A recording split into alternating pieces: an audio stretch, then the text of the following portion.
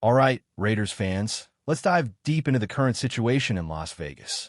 It has been a roller coaster of speculation around Pete Carroll and his future with the team, with some whispers suggesting he might be a one-and-done coach for the Raiders. While there were strong sources indicating Carroll would stay after the season, the reality of a 2-8 record has thrown everything into question. The Raiders' front office never anticipated being in this position, and now internal discussions are heating up about the direction of the coaching staff. Loyalty seems to be leaning more toward John Spytek in the front office than Carroll himself, which makes the possibility of a coaching change very real. Carroll was not the first choice initially.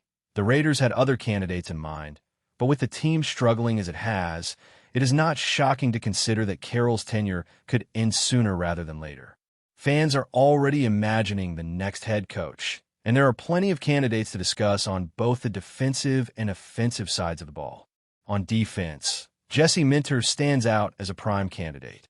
Currently the defensive coordinator for the Los Angeles Chargers, Minter has navigated a season filled with injuries and still managed to hold the defense to just over 20 points per game, ranking 7th in the league.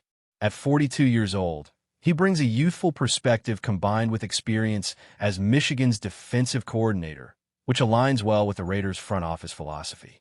Stealing a coordinator from a division rival like the Chargers adds an extra layer of intrigue. Brian Flores, the defensive coordinator for the Minnesota Vikings, is another standout option. Known for his aggressive, high-pressure defensive philosophy, Flores represents a stark contrast to more conservative approaches, promising a team that forces opponents into mistakes. His past connection with Tom Brady initially raised concerns, but reports indicate that any tension has been resolved, making him a strong candidate for a team looking to shake things up on defense. Chris Shula also deserves mention for his work with the Los Angeles Rams. Operating under Sean McVay, Shula has contributed to one of the league's top defenses while doing so on a modest budget, proving his ability to maximize talent and innovate within constraints. His blend of college and professional experience positions him as an attractive option for a Raiders defense in need of direction. Jeff Hafley from the Green Bay Packers also presents an interesting profile. The Packers have consistently transformed under-the-radar players into highly productive contributors on defense, showing Hafley's capacity to develop talent and craft effective game plans. Steve Spagnuolo, despite his age and history, could also be a possibility. While his head coaching record has been uneven, his proven success as a defensive coordinator and multiple Super Bowl rings make him a candidate that fits the profile of a more traditional, resume-focused hire that Mark Davis might favor. Transitioning to offensive possibilities, the Raiders have several names to consider if Carroll steps down or is replaced. Josh Grizzard, the Buccaneers' offensive coordinator, offers a strong connection to John Spytek and experience as a smart, strategic thinker who played safety at Yale, underscoring his football intellect. Clint Kubiak emerges as a particularly compelling choice, with his Seattle Seahawks offense ranked 3rd in the league at nearly 30 points per game. Kubiak emphasizes balanced, under-center football with a strong running game complemented by play action, exactly the type of approach that could rejuvenate the Raiders' offensive identity. His previous experience with the Vikings and Saints, combined with being the son of a Super Bowl winning coach, gives him both pedigree and practical knowledge to succeed. Wes Phillips, son of the legendary Wade Phillips, also presents an intriguing profile. With years of experience learning under Mike McDaniel and Kevin O'Connell, Phillips has seen firsthand how to develop quarterbacks and maintain efficient offensive systems. His work in Minnesota, developing quarterbacks such as Sam Darnold, shows he can adapt his coaching to different personnel, which could be valuable for a Raiders team considering new offensive directions. Mike McDaniel from the Miami Dolphins is another option worth discussing. While some may be cautious about his head coaching potential, his offensive creativity and ability to maximize the running game could be exactly what the Raiders need, especially to support quarterbacks like Ashton Gentry. McDaniel's history of working with Kyle Shanahan demonstrates his ability to operate within complex offensive systems and create opportunities for playmakers, making him a candidate that blends innovation with proven competence. Joe Brady, currently the offensive coordinator for the Buffalo Bills, offers another young, forward-thinking option. Known for his work developing Joe Burrow at LSU, Brady has a track record of nurturing talent and building passing attacks that can dominate at the highest levels. His experience, combined with a youthful, modern approach to offense, makes him a candidate who could dramatically reshape the Raiders' offensive identity. Brian Daboll, recently let go by the New York Giants, is also in the conversation. Daboll's work with Josh Allen demonstrates his ability to develop quarterbacks and orchestrate complex offensive schemes. If the Raiders are looking toward drafting a new quarterback, Daboll's experience could be instrumental in guiding the next signal caller and helping the team establish a competitive foundation moving forward. Finally, Mike McCarthy is a seasoned name that cannot be overlooked. Despite past challenges in Dallas, McCarthy remains one of the league's top 32 coaches and brings a wealth of knowledge and leadership experience. His presence could provide stability and structure, and for a Raiders team in flux, that could be invaluable. As we evaluate these options, it becomes clear that Las Vegas has a rare opportunity to redefine its direction, both offensively and defensively, while considering a mix of innovative young minds and proven veterans. The decisions made now will shape the franchise for years to come, impacting draft strategies, player development, and the overall culture of the organization. Raiders fans have plenty to debate and imagine, from defensive masterminds who can transform a struggling unit into a formidable force, to offensive innovators who can revitalize the attack and finally bring consistency to a team that has struggled to find its rhythm. Each candidate brings unique strengths and philosophies that could mesh differently with the current roster, and the front office will need to weigh loyalty, innovation, and track record carefully as they determine the next leader of the Silver and Black. With so many potential directions to explore, from young coordinators ready to make their mark to established coaches with championship experience, the Raiders are at a crossroads where bold decisions could yield dramatic results. The anticipation among fans is palpable as discussions unfold, with every analysis, rumor, and insider insight feeding the excitement and speculation about what the future holds. The blend of strategy, personality, and leadership will ultimately decide who takes the helm, and the options on the table are both compelling and thought-provoking, offering a fascinating mix of possibilities that could define the team's identity for seasons to come. All right. Continuing from where we left off, let's dive even deeper into the offensive and defensive possibilities for the Raiders' next head coach. The Silver and Black are at a critical juncture, where the choice of coach could define not only the upcoming season, but the trajectory of the franchise for years. On the defensive side, the league is full of talented coordinators ready to step into a head coaching role, and the Raiders could benefit immensely by taking a calculated risk on a younger, innovative mind. Jesse Minter, Brian Flores, and Chris Shula each bring a slightly different flavor of defensive philosophy, and understanding how each aligns with the current roster and the front office's vision is key.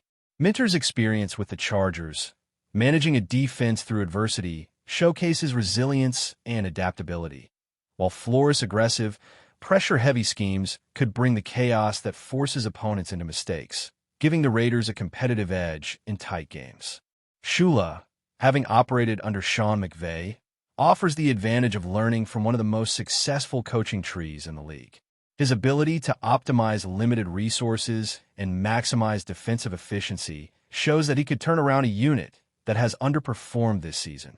Jeff Hafley's work with Green Bay is also noteworthy because he has demonstrated an ability to identify and develop underrated talent, a skill that could immediately bolster the Raiders' defensive line and secondary. Even seasoned veterans like Steve Spagnuolo bring value, combining championship experience with a strategic mind capable of orchestrating complex defensive schemes. The balance between youth and experience is delicate, but any of these options could reshape the Raiders' defense into a formidable unit. Shifting focus to the offensive side, the Raiders have a series of options that could dramatically improve the team's performance under center. Josh Grizzard, with his connections to John Spytek and extensive experience, offers intellectual acumen and strategic insight, but it's Clint Kubiak who truly stands out. Kubiak's balanced, run-first approach with an emphasis on under-center football could redefine the Raiders' offensive identity. His success in Seattle, ranking third in the NFL in points per game, demonstrates an ability to implement a cohesive, high-powered offense that capitalizes on the strengths of both the passing and running games. The Raiders have struggled with consistency, particularly at quarterback, and a coach like Kubiak could establish a stable system that allows the entire offense to flourish. Wes Phillips brings another intriguing option. With his lineage under Wade Phillips and his own experience in Minnesota, Phillips understands the nuances of quarterback development and offensive scheming.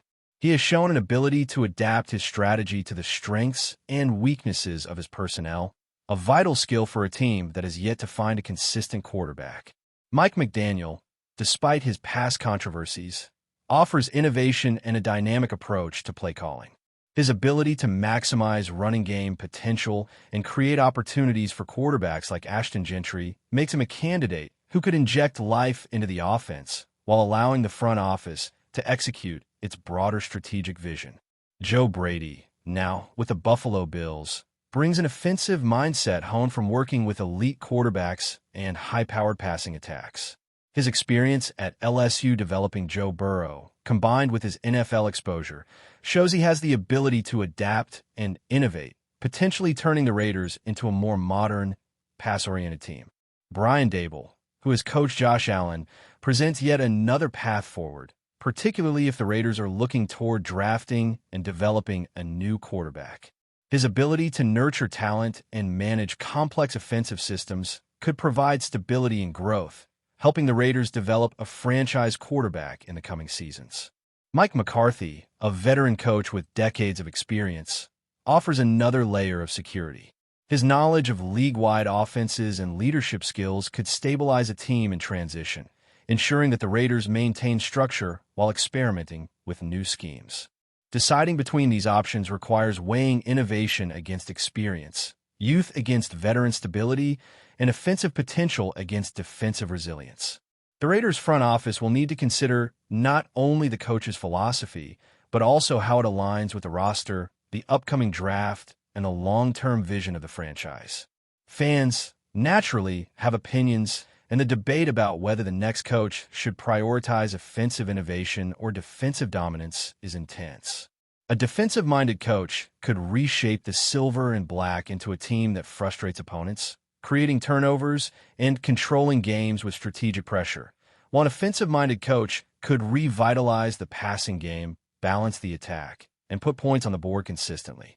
Beyond philosophy, each candidate brings a personality and leadership style that will influence locker room culture, player development, and overall team cohesion. The Raiders' choices will resonate far beyond wins and losses, impacting how players approach practice, how the team responds in tight situations, and how the franchise is perceived across the league. Before we continue, don't forget to subscribe to our channel and give this video a like. Your support helps us keep bringing you the latest updates on our Las Vegas Raiders. And don't be shy. Drop your thoughts on the news in the comments below. Tyra Matthews' sudden appearance in Las Vegas has stirred a low, persistent buzz around the Raiders facility, the kind of murmur that slips through locker room cracks and drifts across practice fields. No announcement, no fanfare, just the unmistakable silhouette of the Honey Badger stepping off a plane and walking into team headquarters as if he had been expected all along. Coaches and players have kept their lips tight, yet the energy shifting through the building suggests something more than a casual visit. Observers swear they saw defensive assistants huddled with him in the hallway, their body language hinting at quick trust, even deference. Within hours, whispers grew louder. Matthew wasn't merely touring the facility. He was already asserting a presence. Some say he spoke briefly to a small group of young defenders, and though no cameras caught the moment, those nearby described an immediate change in posture, shoulders squared, attention sharpened, like they were listening to the veteran they didn't know they needed. Others claim he walked into the film room and took a seat up front, casually pointing out alignments and tendencies as if he'd been part of the scheme for seasons. The Raiders have long sought a stabilizing force in their secondary, someone capable of blending instinct, leadership, and a fearless edge. Rumor has it that Matthew embodies all three the moment he steps onto the field. People close to the team insist his voice already carries weight during walkthroughs, echoing commands that sound less like suggestions and more like declarations. Even without a contract announcement, the idea of him as the moral and technical anchor of the defense is spreading fast, almost as if the roster has begun adjusting around him. Vegas thrives on spectacle, yet the Raiders seem content letting this story grow in the shadows. Still, there's a sense that something significant is unfolding, a veteran star aligning himself with a franchise hungry for direction. If the whispers prove true, the Honey Badger may soon become more than a visitor. He may be the heartbeat of a redefined Raiders defense, shaping its identity before the ink on any deal has even dried. That's it for this update. If you enjoyed the video and want to stay updated with exclusive news about our Las Vegas Raiders, be sure to subscribe to our channel and hit that like button. We can't wait to hear your thoughts in the comments. See you in the next video.